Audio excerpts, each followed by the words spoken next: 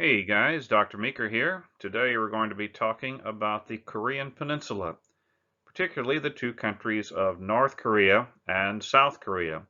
You can see where they're located on this map. In order to complete this assignment, go to your teacher's webpage, look under the Distance Learning tab, and look for the Korean Peninsula questions. You'll need to print those off. Now, if you don't have a printer, don't worry. You could just copy them down on a blank sheet of paper, and that will work just as well. Take a good look at this picture. What do you suppose is happening here? Why are these people climbing over this damaged bridge?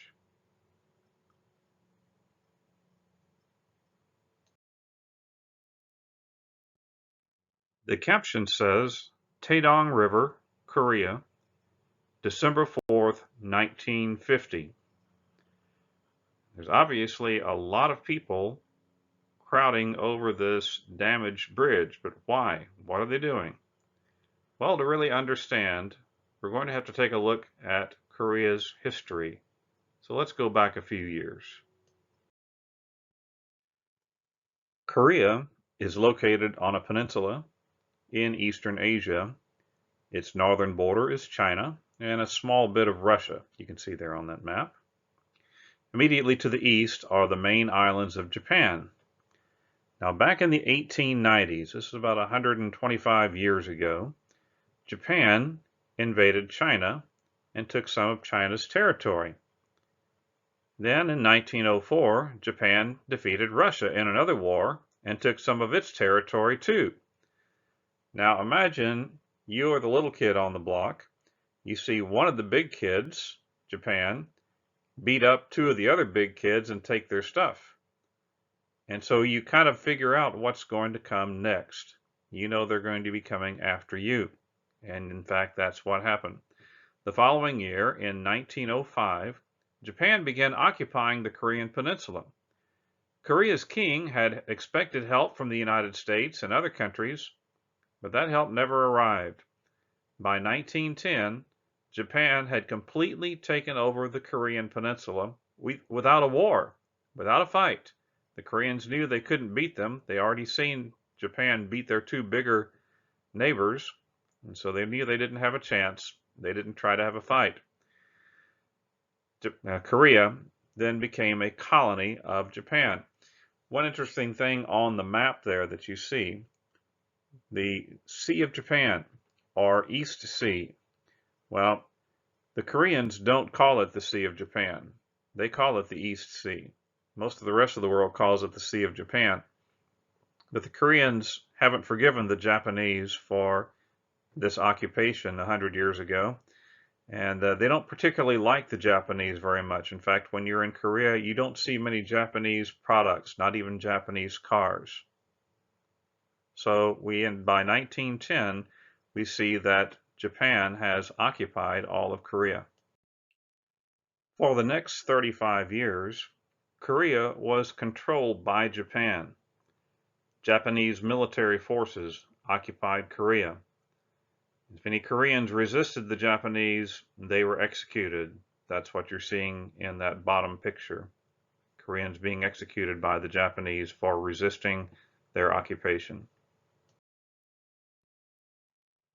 When World War II began, Japan forced Korean men to join their military as soldiers, and Korean women were forced to work in Japanese war production factories or provide other services for the Japanese military.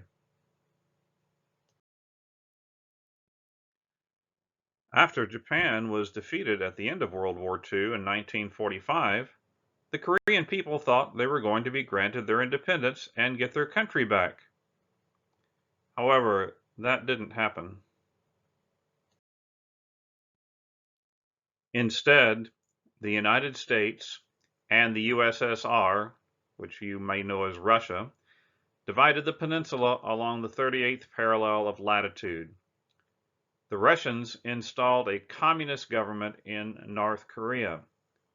The United States installed a democratic government in South Korea. On June 25, 1950, the North Koreans, with the support of the Russians, made a surprise invasion of the South. Their armies quickly overran the South Korean defenses and soon were all the way near the city of Busan, all the way down in south part of Korea. You see where that little green section is. That was the only thing South Korea was holding after this initial invasion. This was the beginning of the Korean War. Perhaps you may have a relative that was involved in the Korean War 70 years ago. The South Koreans asked for help from the United States, and this time the help came. On September 15th of 1950, the United States led a surprise invasion at the western port city of Incheon and soon had recaptured Seoul, which is the capital of South Korea.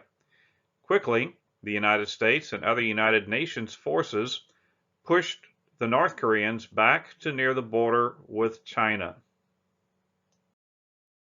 However, this triggered the Chinese Communists to enter the war on the side of the North Koreans.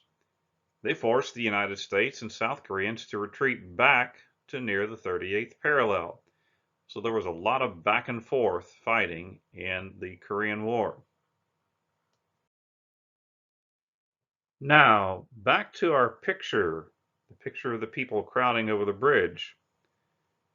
You can see on the map there, the arrow showing you about where that picture was taken, and it was taken at the time that the Chinese were pushing the United States and South Korean forces back toward the south. Thousands of Koreans did not want to live under a communist government. These people in northern Korea decided to leave their homes and head south, where they believed that they would have a better life. They were carrying their children and all of their possessions on their backs. This is the description from the photographer. His name was Max Desfour. He was a photographer traveling with the United States Army. He said that while driving along the river's southern shore, we discovered Korean refugees crossing the river on foot where it was iced over and using small boats where the river was open. Further down the southern shore, we came across a destroyed bridge where thousands of Koreans were trying to cross the shattered girders of the bridge. It was December 4th, 1950, at the beginning of winter, and I had trouble working my camera because of the freezing temperatures. So that gives another dimension to the picture that we couldn't see. It's very, very cold. And so in answer of our original question, what were these people doing and why were they doing it? Well, rather than stay in the north and live under communism, these people decided to risk their lives by heading south. All right, now let's go to our questions. Question number 1, what push factor caused these people to leave their homes? You may remember early this school year we talked about push factors and pull factors. Push factors are something that happens that causes a person to have to leave their home. So what push factors were working here? Well, here are a couple of possibilities. Maybe they didn't want to live under a communist government. That seemed to be the number one motivating factor.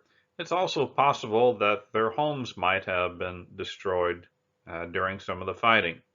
So those were two likely push factors. Now, if you need to stop the video and write down some of the information that you see there in red, or if you've come up with some different answers, that's all right too. Now, question number 2. Why did they decide to head south? What pull factors may have led them there? You may recall from earlier in the year, pull factors are something that would attract people to a new area. So what might have been going on in the South that would have attracted them to go down there? Now, keep in mind that these people had already been living under a communist government before the Korean War started. People in the north part of Korea, that is.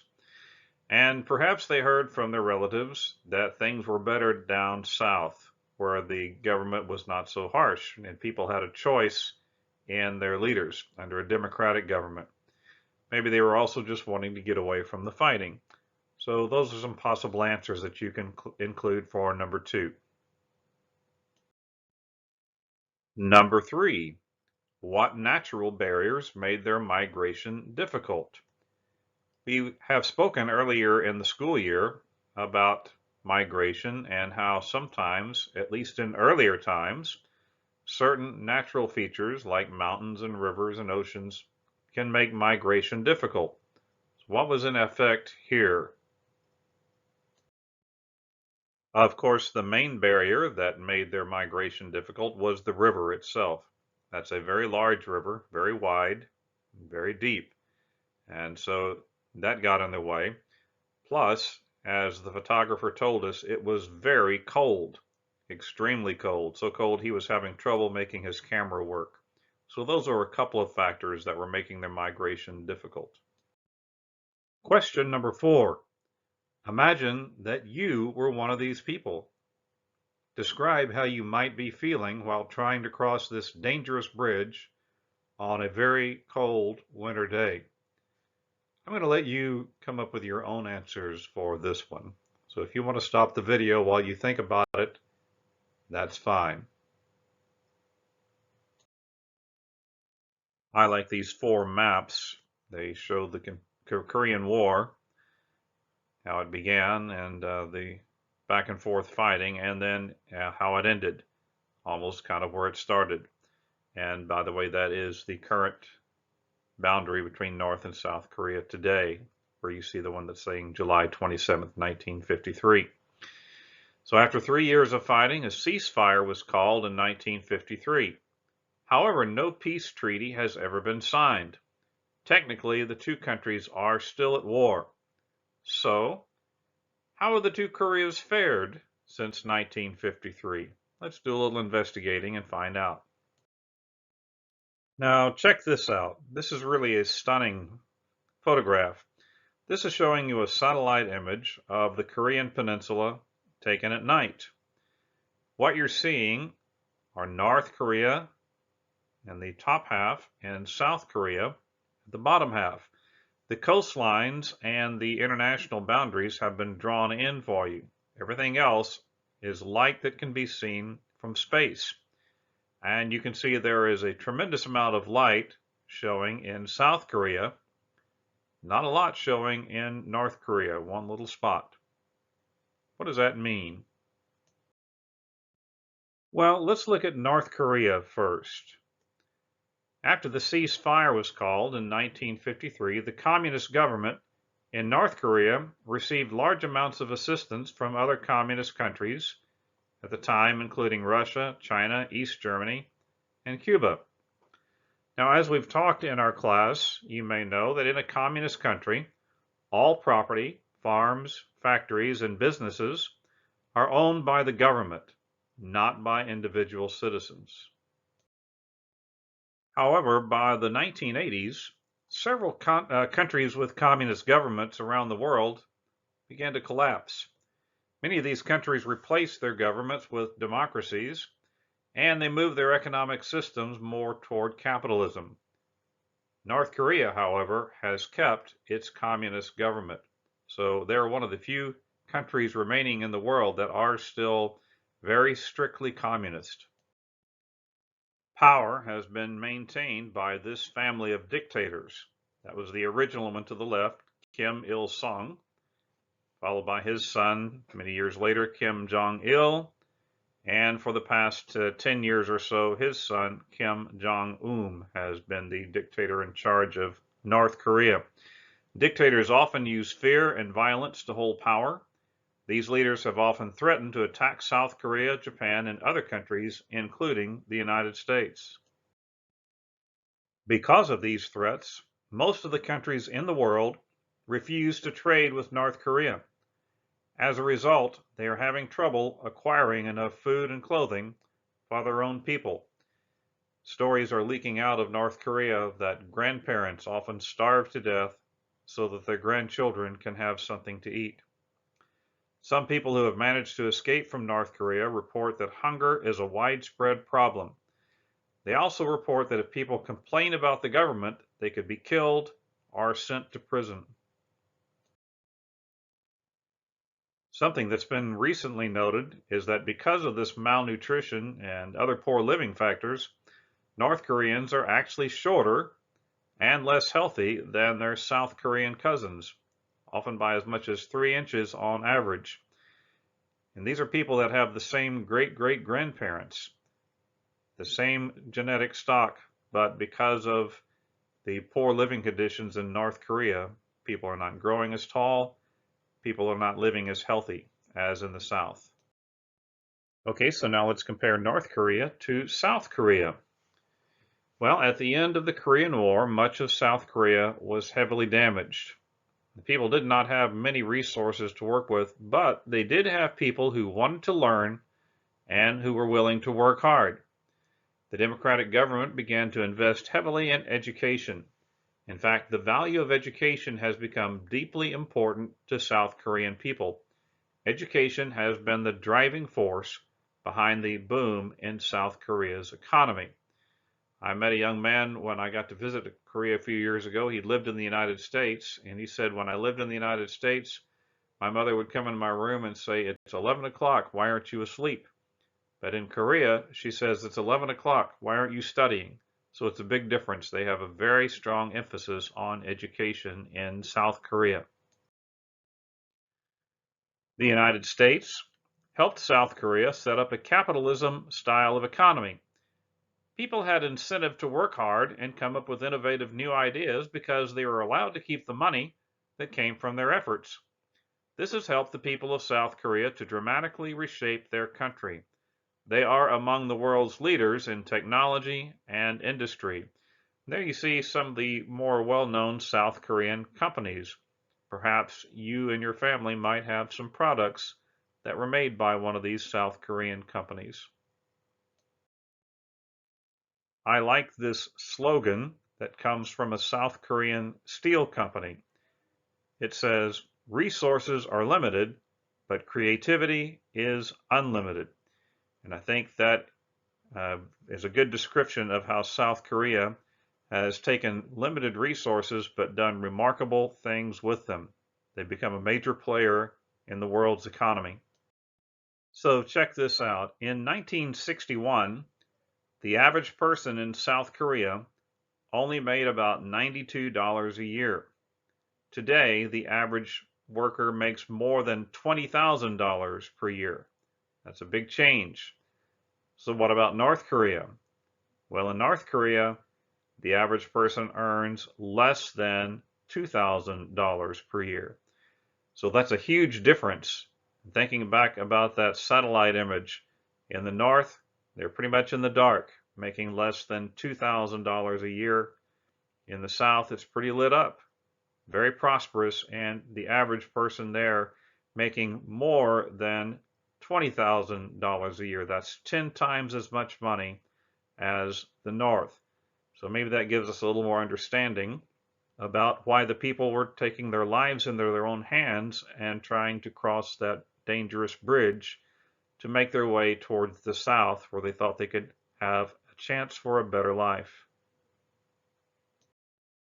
Before we get to the next questions, I'd like to share a little something that happened to me a few years ago. One morning, I got to school and found a little card in my box that said Summer Fellowship of Korean Studies. And I was just about to throw it away, and then I had a second thought. I looked at it again and I thought, I think I'm supposed to do this. And so I applied for it and I was accepted. I was one of only 40 teachers in the United States that were accepted into that program. And I think over 600 had applied. So I was very fortunate to get selected. And I spent 2 weeks in the country of South Korea. So I want to show you some pictures from that trip. First of all, this was the first time I had ever flown on a supersized jet like this one. You'll notice it is double-deckered from the nose all the way to the tail. Two sets of windows and actually two different levels of jetways for people to get on the plane. This is a Korean Airlines jet. And one of the coolest things about it is that there are three cameras on the plane. One is up in the nose by where the pilot sits and it looks forward. There's another one in the tail that looks forward. And there's a third one in the belly of the plane that looks straight down. When you're seated at your seat, the monitor in the back of the seat in front of you, among other entertainment options, has links to those three cameras. And so you can actually watch the plane as it's taxiing around the runway, taking off, flying in the air like this picture. And it's really fun to watch as it lands because you can see the runway coming into effect well ahead as the plane approaches. So I had a good time watching that. I've been on other planes like this since then, but this was the first time I had ever seen one. And this was the group of teachers that I was with, along with our hosts. You can see me in the middle there. The lady in the green on the front row was the lady who organized this trip, and it was completely paid for by a group of people called the Korea Society, funded by Korean businesses. The idea was to get American teachers to visit Korea so that when we came home, we could tell our students more about Korea. And so that's what I'm doing now. And that's me standing with the two other teachers who were from Texas. The gentleman is a teacher up in the Dallas area. The lady is a teacher over in the Austin area. And we're standing in the capital city of Seoul, South Korea, in front of a statue of a fellow named King Sejong. He was a king about 600 years ago and was a great inventor and also developed the Korean language. Very impressive fellow. Seoul is the fifth largest city in the world, located on the Han River in the western part of the Korean Peninsula in South Korea. This picture was taken from my hotel room, and you can see Seoul is a very modern, very large city. Most of the people in Seoul live in apartment buildings. You can see them in the background. Now, I thought this was interesting that they had built this large wall by the freeway to help block sound away from the apartment buildings.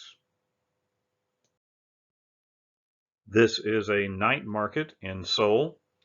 I think in a previous lesson we talked about the Korean language, how unlike Chinese and Japanese, Korean only has 28 characters, and the characters make sounds like our English letters, not entire words as they do in Chinese and Japanese. As we mentioned earlier, up until 1910, Korea had a king. The royal palace is still standing in Seoul today, but they don't have a king any longer. In 1910, when Japan took over Korea, they built their administrative building right here in the middle of the royal palace. They were demonstrating that they were in charge now, not the king. Well, after the Japanese were defeated in 1945, the Koreans tore down the building that the Japanese had built, so that the palace looks like it had looked before. I saw these kids lined up to tour the palace. I thought they looked cute. Of course, this was 7 years ago, so I suppose they would be about your age now. One thing I noticed as I was walking around Seoul is that people used umbrellas for protection against the sun. I thought that was a good idea. I wonder why we don't do that more here in Texas. The building you see behind the trees is the United States Embassy in South Korea. The United States has embassies in many countries around the world, most countries I would say, to help us do business with those countries. But also, if you are ever traveling in a different country and for some reason you need help you want to try to find your way to the United States Embassy, and perhaps they can give you some assistance. Another thing I want you to notice in this picture, as I mentioned earlier, the Koreans don't particularly care for the Japanese. And while you see Korean cars, you even see German cars sometimes there, and even some American cars.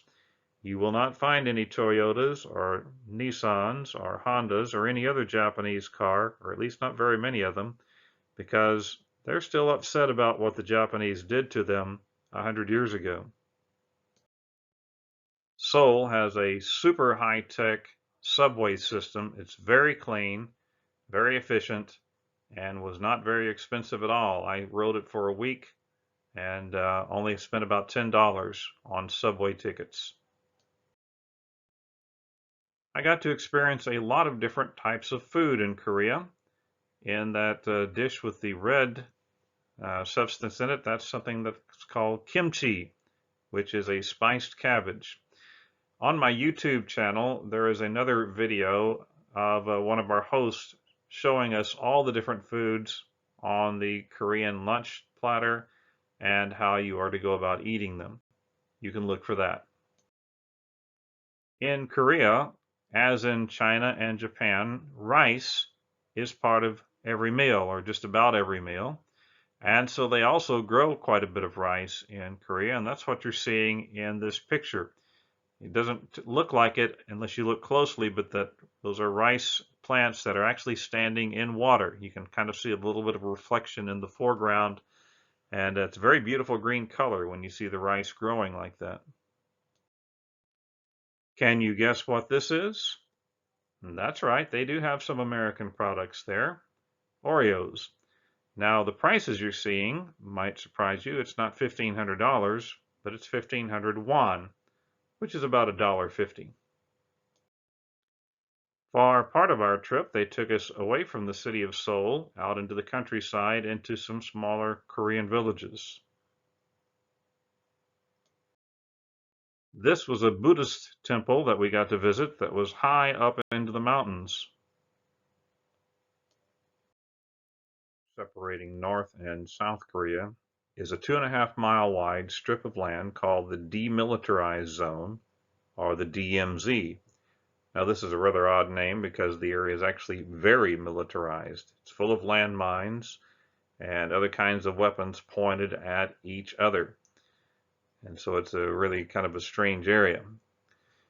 Inside that DMZ, though, there is one village called Panmunjom, and that's been set aside as a location for the two countries to meet with each other. I got to visit Panmunjom when I was there. Well, I'm not sure why I'm winking, but regardless, so that's not a very flattering picture of me. But what's really important is what's behind me. You see the little blue buildings? Those buildings straddle the border. In fact, if you look between the two buildings, you can see that the color of the ground actually changes along a straight line. And that marks the boundary between South Korea and North Korea. The soldiers that you see there are South Korean soldiers, and they are watching the North Koreans. This soldier that you see in the foreground is an American soldier. The Americans are there in support of the South Koreans. Now, back in the background, standing up on that building, that is a North Korean soldier.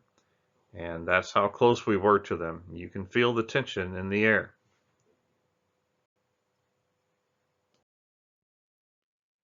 Before we went to the DMZ, our host told us to dress nicely. They didn't want us to dress in jeans or shorts because they said the North Koreans will take pictures of you. And if you're dressed kind of in a sloppy way, they'll show people in North Korea, look, the Americans, they don't dress very well. They're poor. That's what they tell their people. And so they didn't want us being used as propaganda toward their own people.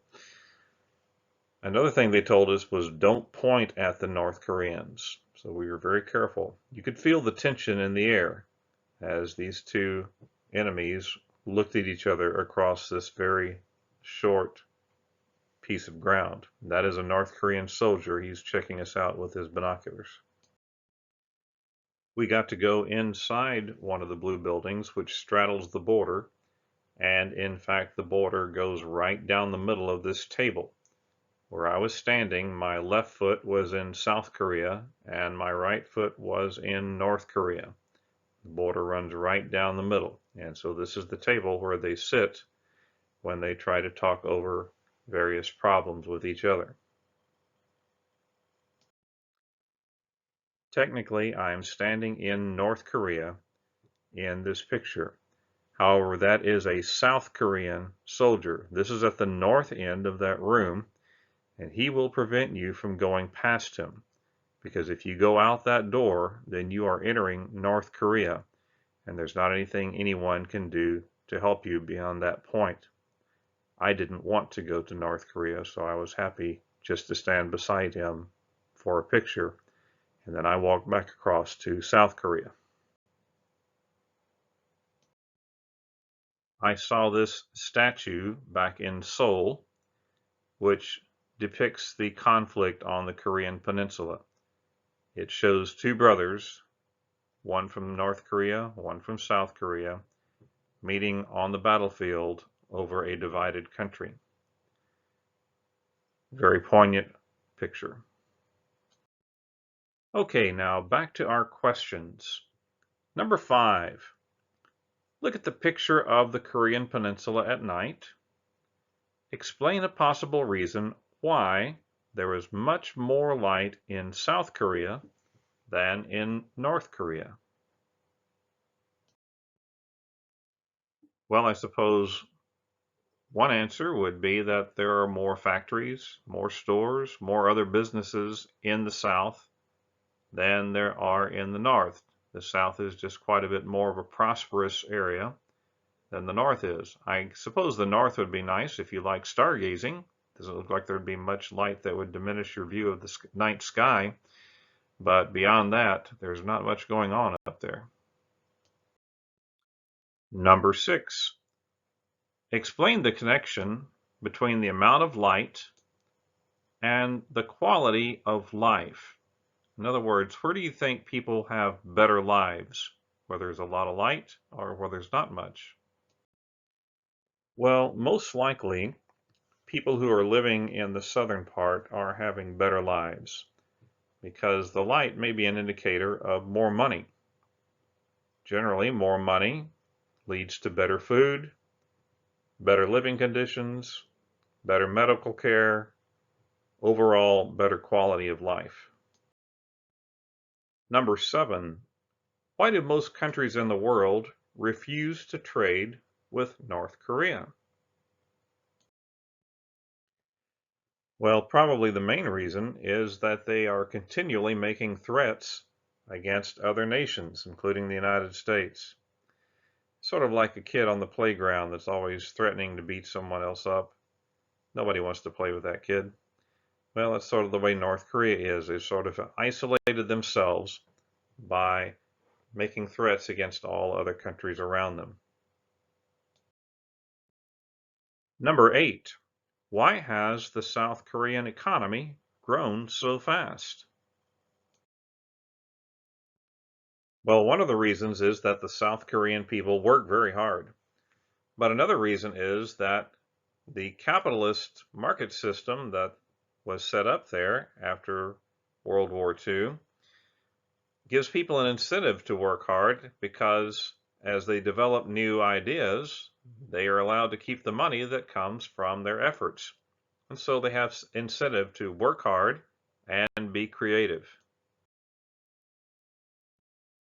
Number 9, what role has education played in South Korea's economic boom?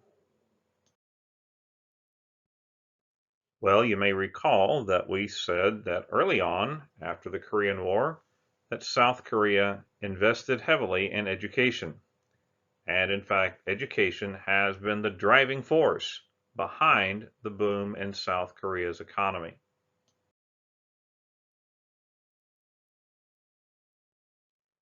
And finally, number 10, this is a little bit of a strange question. But how does this picture resemble the Korean Peninsula? I'll give you a few seconds to think about this one.